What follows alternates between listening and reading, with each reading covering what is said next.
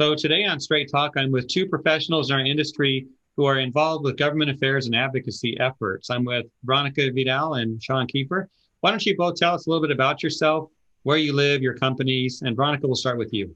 My name is Veronica Vidal. I'm the founder and CEO of Custom Cleaning and Management Services. We are a cleaning contractor with 17 years in the industry. So an end user in Florida, you guys are cleaning buildings. Yes, we do. We started as a small residential company, then we developed into a full service enterprise. Now, Sean, I don't think you guys are cleaning buildings, are you? No, but our products are helping support that, right? So at Ecolab, we serve about 3 million customers across the globe based out of St. Paul, Minnesota. And my charge at Ecolab is to support state and local government relations, but also increasingly due to COVID-19, I'm working at the federal level, which we'll talk a little bit about later on with supporting with your organization's focus on the Clean Start tax credit legislation. Well, it's great having you both here and different perspectives, same visions, same goals maybe, but different backgrounds. But let's talk about advocacy. What's going on right now at state and federal levels that our viewers should know about? And maybe, Sean, we'll start with you on that. A lot has been settled, but a lot remains the same. So I think, whereas when Trump took office on the federal side, the states were more active when it came to environmental and chemical policy. But I think now with the split government, most likely at the federal level, there really has been a lot of focus and energy on how to take the curve and try to reduce the numbers around COVID. So there's been a lot of focus around trying to get the economy back on track, and that's where most of our focus has been on the policy side. All right. And Veronica, how about you? From a cleaning company perspective? Yes. Well, there is, like Sean says, there is been a lot of work about safety regulations, about labor law, regarding the employer also liabilities with all the COVID-19. There is also new regulations about disinfection and disposal of all these materials and tools related to COVID-19. There is the PPP, also the third round. There is, like Sean says, also the Clean Start tax credit, and also education to the public. However, things are being, slowed down with all the elections. But as far as Palm Beach County, we were working with some entities here to provide PPE for local businesses, and I hope that we can continue working with that after the elections. Mm-hmm. So you both are working with the ISSA Government Affairs Committee, I believe? Correct. So how is that going? Anything to share from that work? You mentioned the tax credit program. Tell us about that.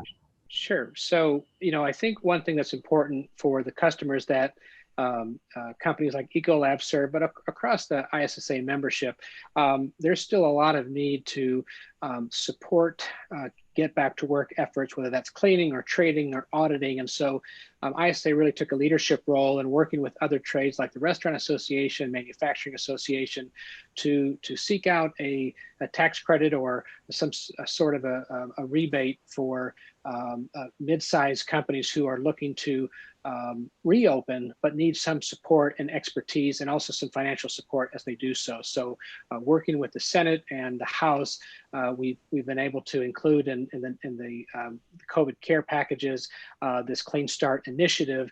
And I think that this is going to really help as we start to try to turn the curve on COVID for the businesses to feel comfortable when they're considering reopening. Okay. So Veronica, you folks are working. Does this Clean Start, is that something that will help your company, your type of company?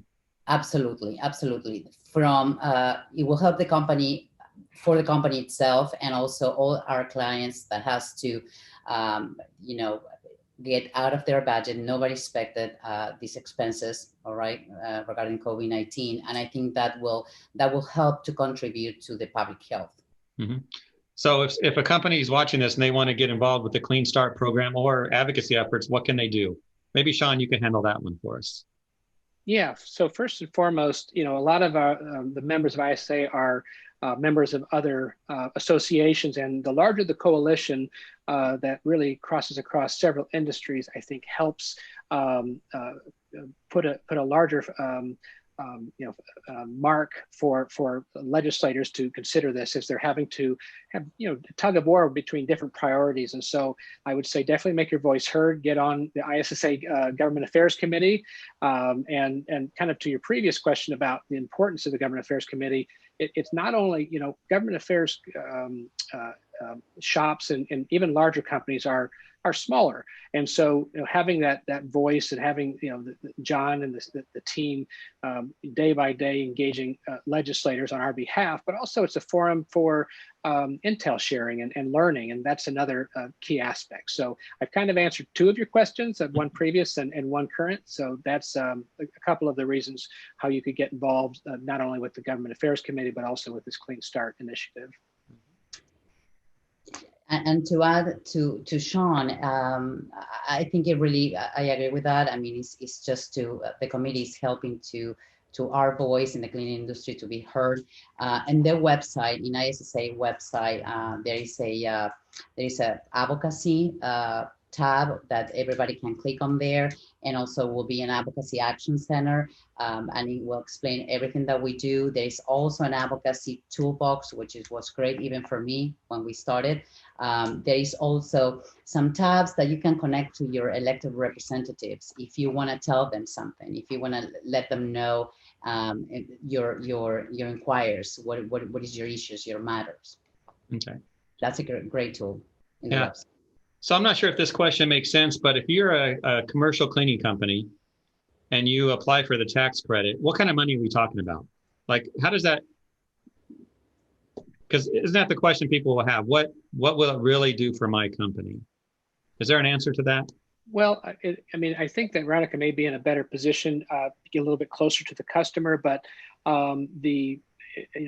from the standpoint of this tax credit, it really offsets costs that you're going to have to use anyway. So when you're already having to deal with managing your shift of employees, where you may have to do certain types of cleanings, for example, a cooling tower in a building that hasn't been operating for several months, there's a lot of large cost. Training new staff, maybe there's many staff who had to leave or were let go because of COVID that are going to have to now be retrained on new protocols.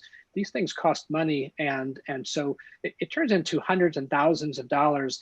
And so I think the way that the bills are written, there is a kind of a ceiling of how much per site or per location could receive, but that could be upwards of $5,000, $10,000, $15,000.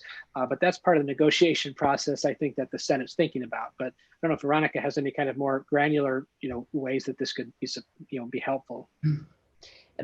Yes, well, it will depend on the business. I think it will have to establish a percentage. But for example, in my case, Jeff, I have to train my people. I have to spend on PPE. I have to redo and rethink my entire operations. Perhaps I get through ISSA, my AAP accreditation. So and in another business, for example, in a hotel, that they have their in-house housekeeping services. One of the services that I was asked for is go and train on the best practices for COVID-19 all the housekeeping employees. So perhaps for those people where they just relate on or mostly on training, is not the same for another companies where they have to absolutely rethink the entire safety, not just for the employees, but also for the clients. So it really can be translated to hundreds of thousands of dollars. So it is really an important and a key help that all the business we can have to reactivate the economy. Yes. Yeah, and I would add one other thing, that customer confidence is such a critical part of this, and it's not only the cost that the businesses are incurring, but it's the lost opportunities because of the concern from the public. And so, for example, Ecolab just put out their Ecolab Science Certified program, and I'm sure ISSA has similar types of certifications. But anything that can be done by the industry to boast confidence for the customer will help them come back into these locations. Then I think that's an important other aspect of this Clean Start tax credit that's important, not just the immediate or short-term costs, but the long-term retention of customers and employees. Well, appreciate your expertise, and we'll definitely be watching what happens with the advocacy efforts and this tax credit program as well as the future unfolds.